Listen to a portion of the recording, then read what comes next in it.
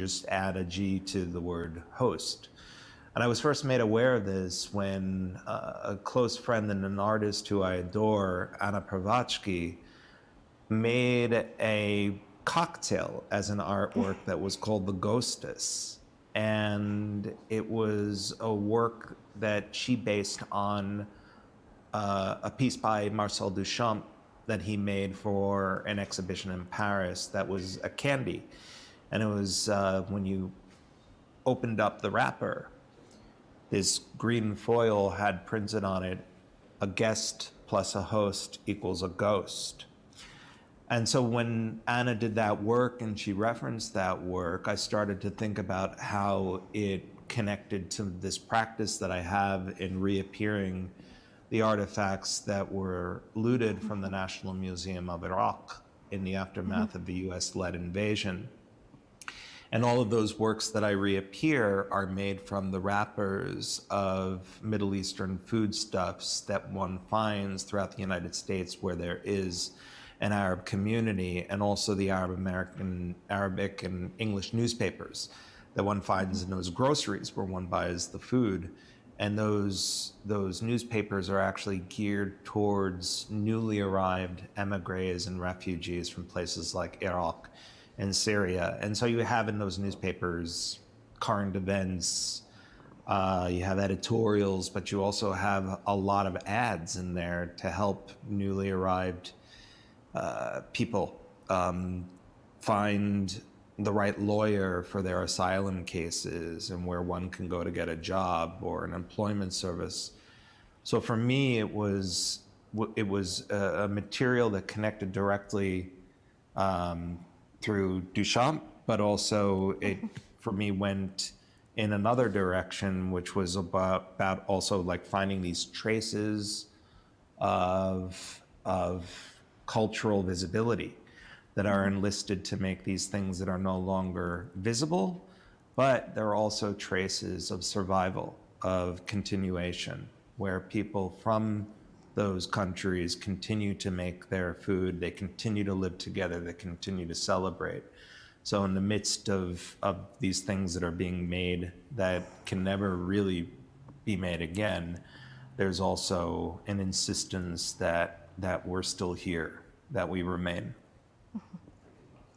Well, what you're saying makes me think about two aspects of sculpture that I think connects to both of those things you're talking about, both with the substitute and the ghost, and the containment of host within that word. One of which is that in cast sculpture, like a bronze or plaster or such, the original is very often destroyed in the process of making the work, and that often that work of sculpture is a collaborative act, that it requires the participation and interaction with others. And when we were thinking about this event today, I think maybe initially one of the prompts or concepts you had around this weekend was, if I can't be with you, how can I show you where I am? And part of that is also where you are and who you are is also in part where you came from. And I have a photo of your, I think, grandfather's family that I was wondering if you can talk about a little bit where you come from and how that has fed into your work. Well, my mother's side of the family, this photo that you're looking at is my grandfather, Nisim bin Ishaq Daoud Bet Aziz. And he's there with his family in Baghdad in the 1920s. And you can see the family is so large that they actually extend beyond the border of this desert oasis backdrop.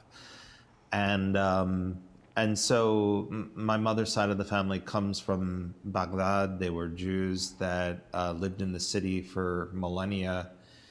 and they had to leave in the 1940s as these different nationalist programs started to emerge in West Asia. So you had Zionism on one side and then Arab nationalism on the other. And so as these two different programs started to kind of become dominant, it put Arab Jews in many of those countries in a kind of impossible situation. Any nationalist fervor that one sees throughout the world has always put minorities into horrible positions as one sees, for instance, in the case of the Armenian genocide in places like Turkey. And we're coming up on the anniversary of the Armenian genocide on April 24th.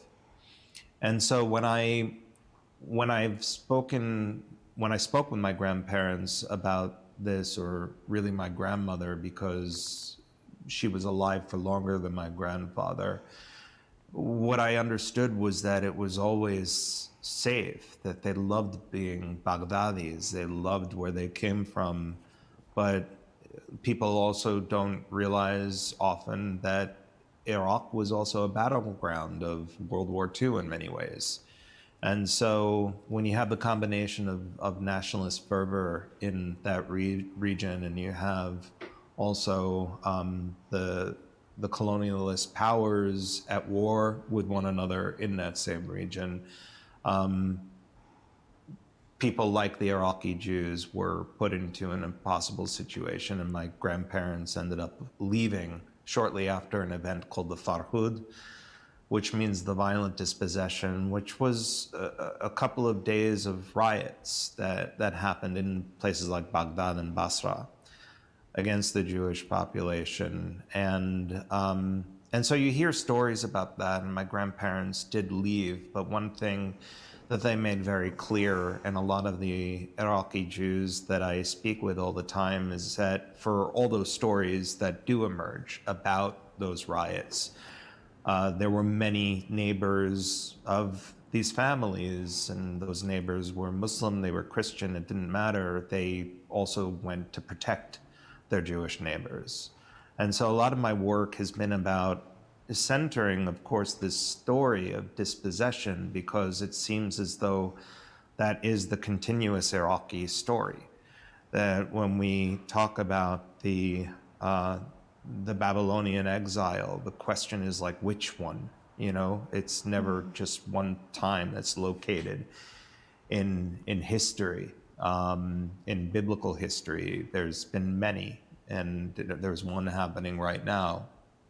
And so when I consider these stories about dispossession, I also think it's very important to talk about the fact that that wasn't necessarily the rule, and that we present a larger picture that pushes against the narratives of programs like Zionism, which always try to kind of create some kind of narrative that somehow the Iraqi Jews were saved by the creation of the State of Israel. And so it's about diving deeper and creating a more complicated narrative.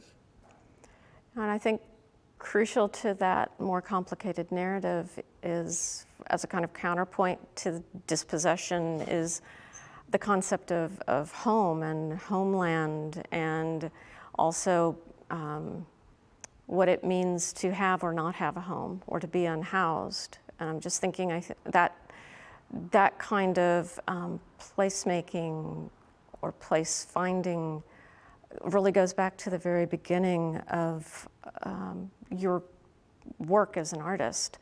I'm thinking about the project, the Parasite Project. And if you want to speak about that, I think we do have an image that, there it is.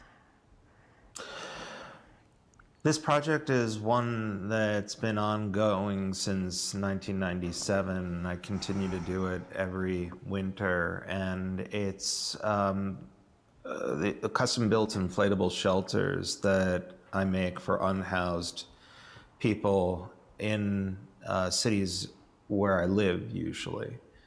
And it is, they're custom built. They're made out of rubbish bags and weatherproof plastic tape.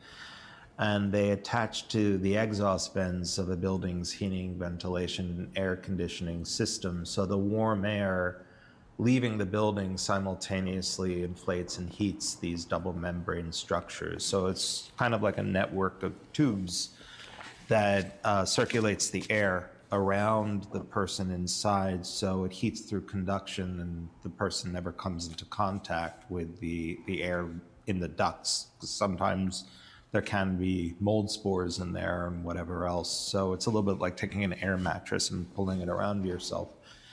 And the way that that project came about was studying with artists like Krzysztof Wodiczko, who's had an incredibly profound effect on my work as an artist and as a human being. And in the 1980s, he made a work called Homeless Vehicle. And I was studying with him at the time. And I did an architectural residency in Karak, Jordan, that was sponsored through MIT's Department of Architecture and Urban Planning. And when I went, I was very excited to go because it was actually the first time that someone from my family was going back to this area of the world, to a place other than Israel.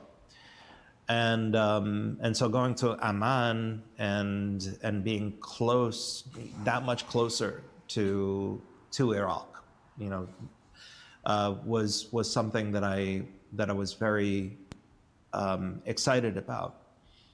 And I was also doing a lot of research at the time about the temporary shelters that are set up in the Palestinian refugee camps in Jordan. It was like this architecture of opposition. And one particular photo was of a house that had been bulldozed by the Israelis, and the family that had been displaced had recreated the facade of that house using plastic bottles and pieces of aluminum siding. And so when I saw that image, I became so interested in how there could be a ghost architecture that reappears as resistance. And while I was there, I also did all of this research on the tents and the equipment of the Bedouin, the nomadic dwellers of the desert. And one of the details that I learned was that the tents are set up differently every night to take into account the wind patterns that move through the desert. So every night it was a different shape, and the poles that held up the tapestries were reoriented depending on the direction and the speed of the wind. It was like the aerodynamics of sailing. And so when I got back to the United States with this information, I was walking down a street in Boston, and I saw an unhoused person sleeping underneath the vent of a building. And in French, the word vent or vent is pronounced vent, and it actually means wind. And so this was the wind coming from the building's heating system that was keeping this person warm and alive for this night. It was in the winter, so it was very cold. But this was also not just another kind of wind, this was another kind of nomadism.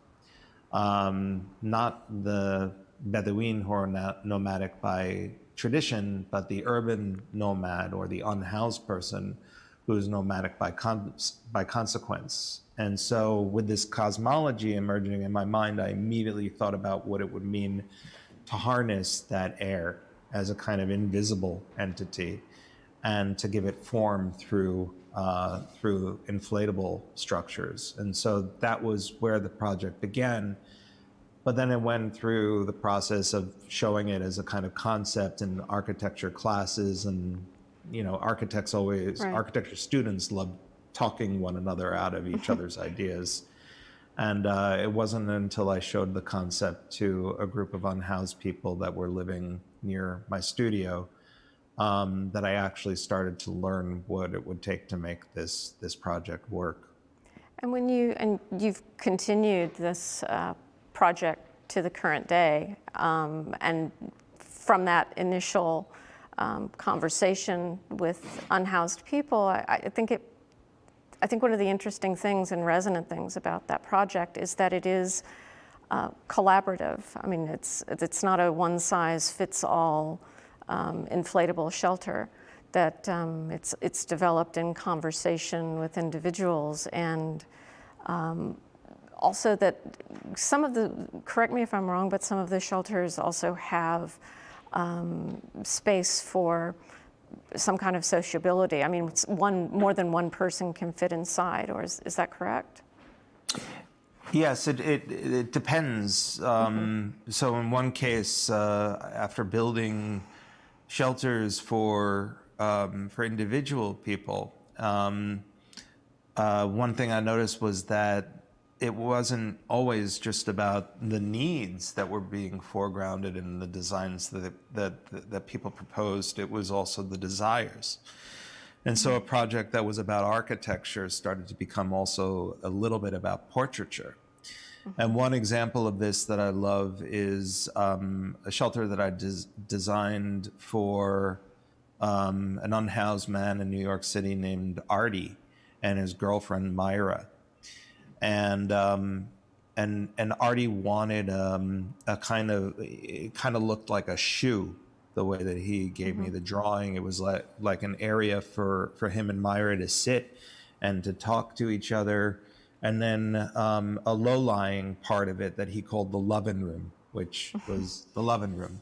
And he, after about, I don't know, 10 days of my work on the shelter, he came to me and he said, listen, you've got to change this because it's not going to work. And I asked him what was wrong, and he said, Myra talks way too much. And so what he wanted was 2 separate sitting rooms and the loving room in between. And he said it should look like a bra or a dog bone. And so these kinds of moments when people started to kind of think together about how they wanted to live together actually made them even more interesting, you know, but I always think that things are more interesting when there's more than one person involved.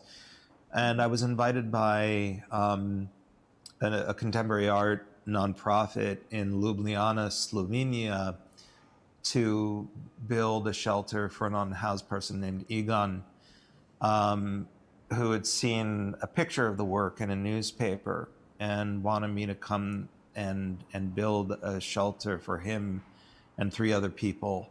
And so they kind of referred to it as a hotel. And so there were all these interesting partitions that they asked me to build inside. But it also opens up, you know, the clarity of the fact that these are communities of people, of citizens that are living in our cities that have completely failed us in terms of the imagination that could be wielded about housing as a human right, not just as something that's affordable. And so it's a project that also problematizes the problem. It's a project where problem solving is also trouble making, in the sense that it is making the unhoused person more visible, where the city is always looking to kind of hide them. That question of visibility also has a connection, I think, to what is perhaps your best known series of work or project, The Invisible Enemy Should Not Exist. This is, that was begun or inspired, spurred into being by the 2003 sacking of the Iraq Museum in Baghdad. And you have dedicated yourself since 2007 to trying to recreate objects that were destroyed or looted from that museum and that remain unrecovered, to which have been added objects that have subsequently been destroyed by ISIS. And in fact, here behind me are some of the latest works from the Northwest Palace of Nimrud that you and your studio have recreated. So you've spoken a little bit about how these works are made. They are ghosts, and they are reappeared by, created out of papier-mâché using the wrappings from foodstuffs and newspapers purchased here in this country. And one thing I wanted to sort of tease out of this is the idea that this is a collaborative project. It's something that requires it's a project that both in time and in space socially goes well beyond you, and that will continue into the future. And I just wonder, is it something you've been able to work on in the last, say, year or so? Thankfully, yes.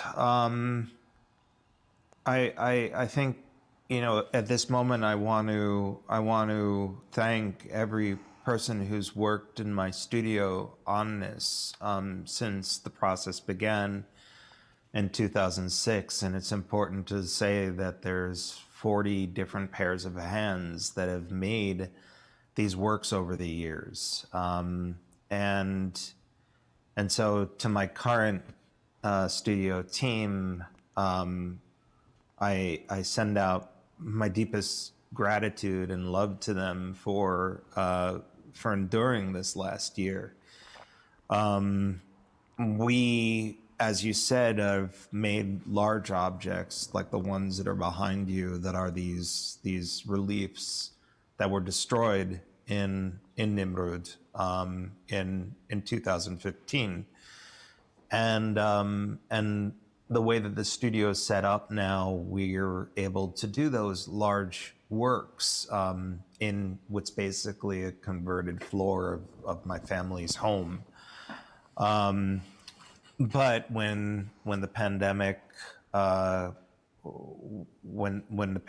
became what it is and lockdown happened, we weren't able to work as a team any longer, and so we had to shutter the studio. But we continued the work because, unfortunately, there are 8,000 of those smaller artifacts, like the ones that are behind, I guess this, I don't know which side it is, I can't see the mirror image on the screen, but whatever, you see them behind me. So these works are handheld, basically, because they were the works that were looted from the museum in 2003. And like I said, there's still 8,000 of those artifacts that are still at large. Mm-hmm. And so this is a work that will outlive me and my studio. Since 2006, we've made about 900 of these objects. So clearly, it's a work that's bigger than a lifetime, and that's kind of the point. So we were able to work remotely on those things together. And so we've done check-ins. We, for a time, had a kind of social hour on Fridays. But some of the brightest moments in this pandemic period has been when the studio team has come back here to pick up some materials, and we'll have a kind of socially distant distribution of those materials outside, and everybody gets to see one another. But when we think about these objects from earlier civilizations, we realize that all of those votive sculptures that were made, for instance, that were in the Iraq Museum, were all made by different people. And so it was a kind of reflection of a city through the artisanship. And so I love the fact that there's different hands on these, that they all have their different characteristics. And I can't wait until we're all able to be together in the studio again. Mm-hmm.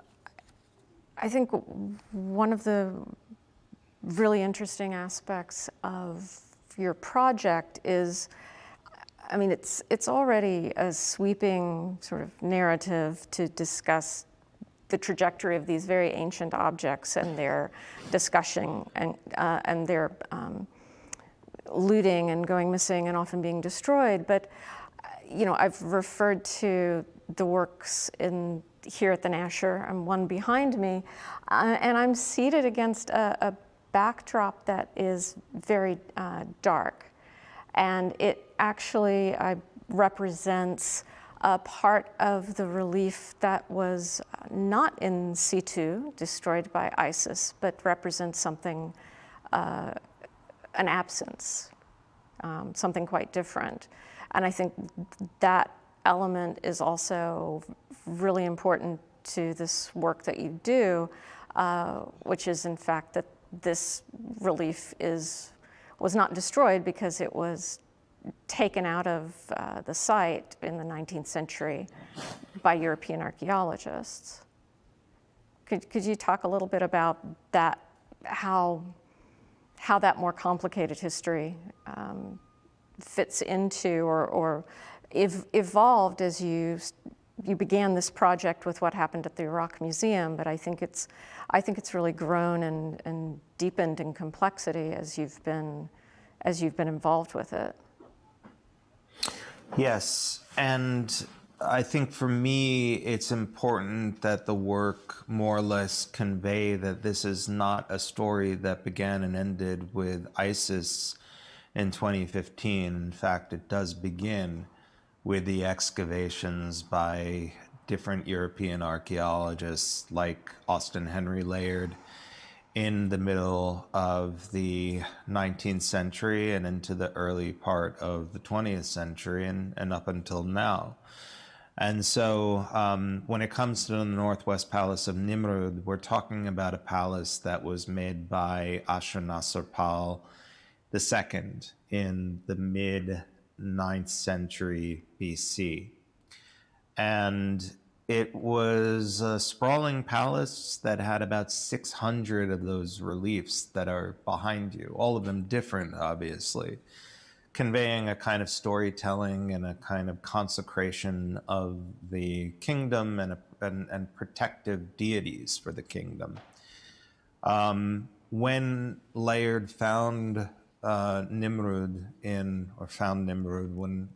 when Layard came to Nimrud in the mid-1800s, it began a process where 400 of those 600 reliefs were then taken out of what is now modern-day Iraq and sent to different Western institutions. And so the project is really about presenting a palimpsest of all these different moments of removal. And one thing that happens in that palimpsest is, as in the reappearance of room F that you have in the Nasher right now, what's behind you, it's not only the reliefs that are being reappeared, we're also reappearing as a team the spaces, the gaps that represent those reliefs that were taken by the West. So in room F alone, there's many reliefs that were taken. One of them resides at the Brooklyn Museum in New York. And so what one sees is not a room that's been made whole, but you're seeing exactly to the centimeter the measurements of that room as it would have appeared when Ashurnasirpal built it. But you're also seeing it the same way that an Iraqi would have seen it the day before ISIS destroyed it. And so you're seeing all the gaps and the empty spaces that Iraqis have had to look at their history through. And so that black space that you're talking about behind you is actually one of the most awful techniques that was developed by the excavators when there were Western institutions that did not want to pay for an entire slab for the shipping. The excavators came up with a technique where they could simply chisel off the head of one of the deities, for instance, because a museum would think that their audience would react or relate better to that one portion. So like slicing a pat of butter off of this gypsum. And so you end up with these beheadings that of the sculptures that actually end up being a horrible symmetrical reference to the beheadings of the citizens of places like Nimrud in Iraq when ISIS took over. And for me, that is very much an important part of it, is to understand that, like, in this frenzy that the West has through another kind of archaeological colonialism, to say that, like, we can just 3D print these spaces. You can't 3D print the DNA of the people that perish alongside a site like Palmyra. You can't 3D print the DNA of the Palmyrean people. And so it's important to know that what you're looking at is also an instance where, if we were to go back to that time in 2015 and imagine ISIS saying, we have 200 remaining panels in this palace and we're going to destroy them unless you take them, every museum in the Western world would have pressured and succeeded in getting their country's borders to open up to receive those panels. But if ISIS said, we're going to kill 200 Yazidis and Assyrians in Mosul unless you take them, I can guarantee you every country's borders would have stayed closed. And I think that's something that appears over and over again, that sometimes the Western response to the destruction of patrimony is more intense than the response to loss of human life. I want to also point out, though, one of the things that adds real richness to your work, and it's a detail that's easy to miss, and I'll use the works in this gallery as an example. Often if you go to some place like the British Museum, that have these reliefs, there'll be a label on the floor or mounted to the wall that explains where they came from and may tell you what this god or that flower symbolizes. And what these panels here have are quotes and comments from archaeologists, scholars, but also Iraqis who lived nearby and who knew these places before these objects were destroyed. And I think having those voices is such a powerful thing, and to demonstrate that this is not just a critique of something that is distant. The critique is essential and important, but or that part of the critique is also seeing that there's a thriving, living culture of people who, in situ, who embrace and celebrate that work as well as here.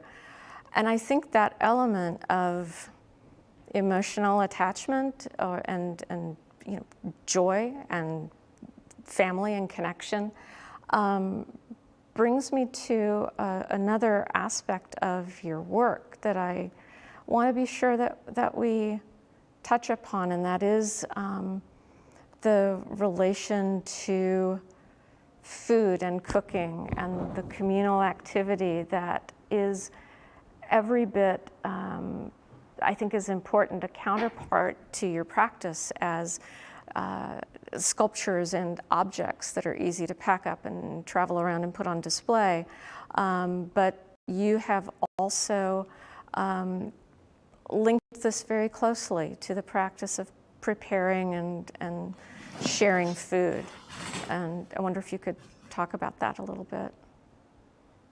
Yeah, thank you for bringing it up. And also, I want to express my deepest thanks to everyone at the Nasher. This whole experience has been, like, wonderful and also heartbreaking that we're doing this, that we can't be together. But one thing I will always be thankful for is the way that the Nasher put together with Break Bread, Break Borders, that wonderful barbecue that we did in February of 2020. To think that we were able to get that done just before we all went into lockdown, I feel very lucky. And one of the things that has been a kind of almost psychoanalytic moment in my work, when I started to do projects about cooking, it really came from just the proximity that I had to my parents, that my parents have been profoundly influential on my work. My mother is from Baghdad, my father's from Brooklyn. And the recipes that my grandmother would make, that my mother makes even better, and that she's taught to me and my brothers, has been that kind of transmission of what it means to stay connected to a place like Baghdad, even when you're not there. That there can be this kind of magic thing that happens when you make a meal that is a portal to that place. And you even have, like, on the stove, this magical moment when you have the transmogrification of the different like proteins that become something else, and a smell that comes out of it. And it's like, it really is magical. And my father, who's a doctor and who's devoted his life towards a real commitment to healing and what it means to mend the breach, has been important in that narrative about continuing these things and making sure that even though there's been a rupture where a family has been, that you can continue those things. And those moments of the substitution in a recipe can be seen as like, the scar, that even though you can't get the actual thing, the substitution lets you know that you're far from that place, but you're still there, and you're still trying to make the presence happen. And so when the first Iraq War happened, the Gulf War in 1991 happened, it was a war that was televised. And so I remember being, I think, 16 or 17 years old at the dinner table. And now, for the first time, I was seeing Iraq in real time. But these were the green-tinted CNN images of buildings that I would never be able to visit being blown apart. And I realized how split I was in that moment, that the place that my grandparents fled to was destroying the place that they fled from. And I think my mother saw the way that this was affecting me and my brothers, and she drew our attention away from the television. She said, "Do you know there's no Iraqi restaurants in New York?" And it was like this riddle of the Sphinx, because my mother's an amazing cook. She could open up the first Iraqi restaurant in New York.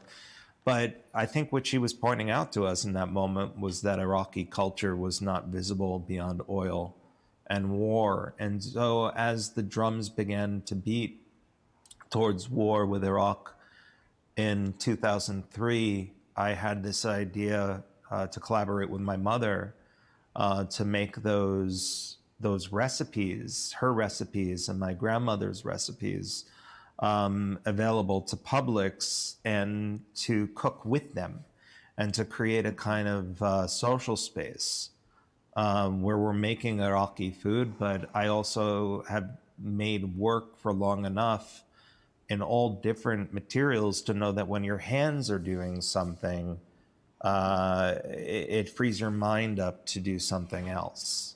Mm-hmm. And I started to see a lot of platforms for public dissent disappear during the Bush era and during the war. And so we started to do them with school kids, many of whom were not allowed to talk about the war, or whose teachers were told not to bring up the war in classrooms because they had families stationed there and it was too incendiary a topic. And when I thought about, somebody who was in the age range of 12, to 17, who by 2003 had already spent several years living in a war culture, that nobody thought to ask them what they were feeling about it, that these workshops were a way to actually get at those questions. And so it eventually evolved into many different projects that involved cooking. But I think for me, the most important thing was recognizing the way in which an entire community would come together to make these works. And it wasn't clear to me at the very beginning, how it is that I would go from working with architecture in cities to suddenly being in a kitchen. But in 2005, Michael Pollan wrote a book called The Omnivore's Dilemma, and he actually gives a history lesson in there that says that cities formed when people decided to cook together. And so this cooking together is also, for me, a demonstration of why it is that we want to live with one another in the first place. And to be able to see my practice as something that began with a kind of interest in buildings, it quickly moved past the facade of buildings and actually into the heating system. And I mentioned before that those shelters were projects that were less about architecture in the end and more about portraiture. And now being able to kind of go even further into those spaces and into the kitchen and recognize that that's where the warmth is. I mean, that's where everybody ends up during a house party anyway. So I've often talked about my grandparents as being the first installation artists that I have ever met, because the house that they made for us in suburban New York, everything that was on the walls was from Iraq, and the things that were on the floor were from Iraq. What was coming out of the stereo during family celebrations was from Iraq, and what was coming out of the kitchen was most definitely from Iraq. And so I've started to kind of realize that my grandmother was able to cast the entire house in the smell of Iraqi Bahrat, long before Rachel Whiteread cast an entire house in concrete. That's a lovely parallel. And I mean, there's so many additional projects that we could talk about and explore. I think what I do want to do, I want to check and see if we have some questions, maybe from people who have been watching, and invite people to put questions into the chat. I may start, even though I've been asking you questions as we've gone along, I might start with one of my own, which I think you've described yourself, and I think it's a wonderful way to think about it, as a site-specific artist. And I'm just wondering how the last year has it, and this may be an almost unanswerable question, but the site to which I think many of us, those of us fortunate enough to have homes, have been confined during lockdowns. And I just wonder if you have a sense of how the site that you've spent so much time in, that we've all spent so much time in the last year, has had an effect on how you'll think about your work going forward. It's a great question, and I think I'm coming to terms with that now, and I don't have an easy answer for it. I thought I was doing well, during this whole time, but I realized the more I do things like this with people like you, how much I miss this, how much I miss these conversations. And I feel as though this year has really been about triage, so I've been homeschooling, remote schooling our kids since March of last year, and that's been a silver lining in all of this, the ability to be around family more. Teaching online has been sometimes rewarding because it's offered more things that I didn't expect it was going to offer. But I also miss a lot of the in-person, and also advocating on behalf of students who I want to make sure are getting all the tools they need in order to go out into the world. And so you find yourself sometimes really advocating and in conversations with larger institutions that can't always give you the things that you're asking for. So those things have been taking up a lot of time, but, there's also been moments like, behind me over here is, craft projects that I've been doing with my kids, making helmets out of duct tape and buckets and things like that. Those have been rewarding, but in terms of what it's going to do, site specifically for my work, I'm not sure. I don't have an easy answer, but one thing's for sure, I don't think I'll ever take for granted again, the ability to be with somebody in the same space and have a meal, being able to do something like a site visit. Those things will never be the same for me again, and I'm looking forward to treating them with more care as I go forward. I do have I've gotten a few questions in. If you're game. Yeah, sure. Okay. This one ties in, I think, somewhat to the. Sorry, it just came through. This ties into what you were just talking about. That when you were talking about your the importance of your grandparents' Iraqi heritage, describing them as the first installation artists that you knew. How do you and your wife approach cultural storytelling in your own home, and what new narratives are being told? This is a great question. For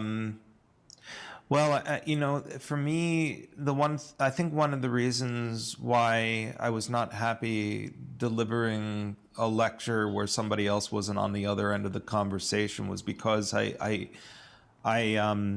have a hard time acting, and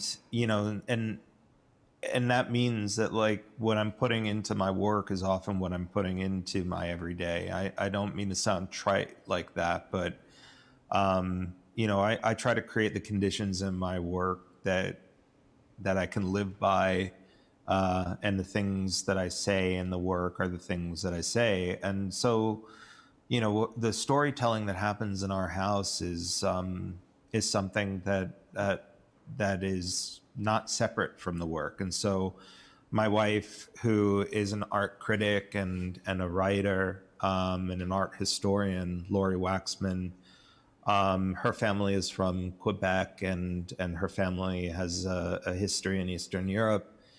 So we talk about, of course, lineages, but when it comes to a place like Iraq, the kids are aware of what that means right now.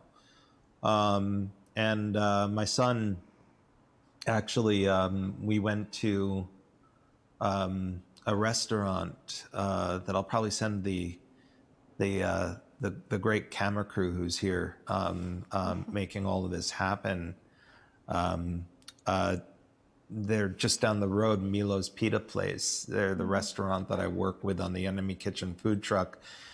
And I took my son Jude there one day after a swimming lesson, and he said, Dad, I know you're only half Iraqi, but I'm 100% Iraqi.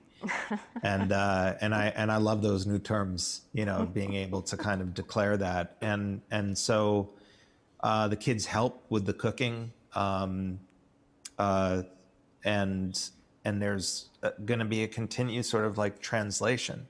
You mentioned casting before, and one of the things that's beautiful about casting is that the mold, which has seen the original, can transmit its touch of the original to the new material. And so I think of that very much about like the way in which all of this is now being transmitted to our kids, but I also want them to be who they are, so to give them space to tell their stories. Right. Here's another question. Are monuments to historically bad people important parts of cultural heritage? Are there compelling ways to make use of them rather than destroying them?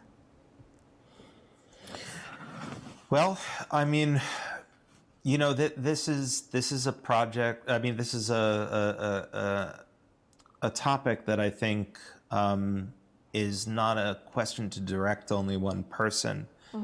But I do think it's something where when we ask the question, we have to really ask ourselves how sincerely we're asking it, and if there aren't better questions to be asked than just that.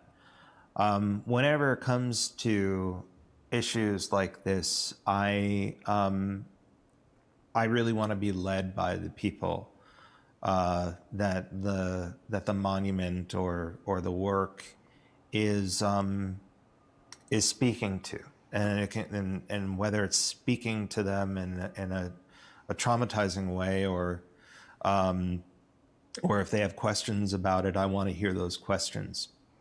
And I also want to know what it is that we can do as a society, and thinking about, yes, certain monuments that do need to be removed, and thinking about how it is that we can make it clear that there has been a wound that's been visited, and not to just make the wound disappear. I think about these things falling into the same, I think about programs like this potentially falling into the same trap as apology. Like, I firmly believe in removing monuments to the Confederacy, because these are about a certain kind of revision, and our legacy of not actually having reckoned with racism in this country is the most profound or the most consistent American legacy. And I'm very grateful for the people that are leading movements to have us have these difficult conversations. And when I think about the danger of thinking that one can just remove a monument or repatriate an artifact, for instance, and then that the conversation ends there, then I think we'll have failed. Because apology is often said for the person saying the apology, to unburden them from guilt. It rarely heals the person who hears the apology. Apology may be a step in what one could see as a kind of restorative practice. But restorative practices are usually these things you have to come back to continuously. So if the removed monument becomes a site where we can go back and return to it and understand that place as being a place where harm has been emitted from, I'd be interested in that. But I would be interested in talking with artists from all different communities and backgrounds who have not been given the platform to speak about this, and hear what their ideas are. And those are conditions that I think we have to create the conditions in which those fearless conversations can actually happen. Yeah. I think about also, to be clear, like, we're not always in the body of the person that's being traumatized by these works. And if I think about what it meant, I mean, they recently changed the name of the airport, but Ataturk Airport in Istanbul, I mean, for an Armenian to land at Ataturk Airport in Istanbul would be like a Jew flying to Berlin and landing in Hitler Airport. Yes. So I think these things do need to be reckoned with, but I think I want to center the people directly affected and to have them lead the conversations. Yes, I think we need to begin to wrap up, but I will offer one more question. This comes from Dr. Nada Shabut, who is, for others watching, Hi, Nada. A friend and a colleague to Michael, who also very graciously did a wonderful job moderating our graduate symposium dedicated to Michael's work. From Nada, have you connected with the art or artist community in Iraq? I have had some brief not brief conversations, but I've had some conversations. I do know young Iraqi artists who have recently left Iraq, like Aliyas and Ali Ayal, who I was introduced to by our mutual friend Regine Sahakian. And more recently, I've been involved with a young filmmaker who's made a film that I don't know that I'm at liberty to talk about, but I've served as a kind of like artistic or kind of like a producer, a design producer, an artistic advisor, because they wanted to incorporate some of the ethos of the material culture that's in my work into this narrative. And so I've been contacted by artists there, and it's been an honor to be in conversation with people who are there. And inshallah, one day I'll be able to go there and to meet them. But one thing I do want to point out is that Dr. Nada Shabut has given us the gift of concentrating on so much of the contemporary and modern work that has been really kind of like overlooked when it comes to our conversations around Iraqi art, that it's always located into these kinds of like earlier iterations, in the case of like the Assyrians and the Babylonians. And the West loves to call those things ancient. And that's a very violent word because it separates the work from the current people, the people today. For instance, the Assyrian people who still practice their language and traditions. So what Nada has done is she's interrupted that cycle, but has also really kind of centered the work of the modernists and the contemporary artists in Iraq, and has also given a lot of space for us to talk about those artworks that disappeared, that nobody has been talking about. And so when I do want to know about an Iraqi artist, a contemporary Iraqi artist, it's usually Nada that I'm calling first. And Nada was the first person to ever invite me to Dallas back in 2007. So I'm grateful for the question. Well, and we will, I hope that very soon you'll be able to come to Dallas again and see Nada and everyone you met here when you were fortunate. We were fortunate enough to have our event in February, last February. But I want to thank you so very much, Michael, for joining us, and also just for being, this is not adequate praise, perhaps, or it's in a strange term, but the best laureate I can imagine for such a strange and difficult period. You've been unfailingly generous with your time to everyone here, and to our larger community.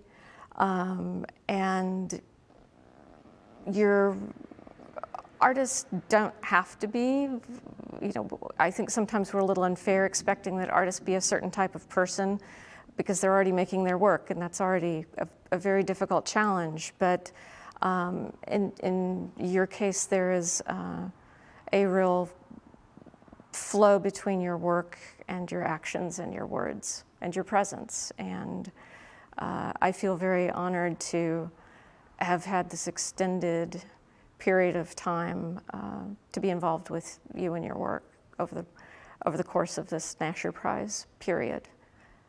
And I'd like to invite anybody in Dallas.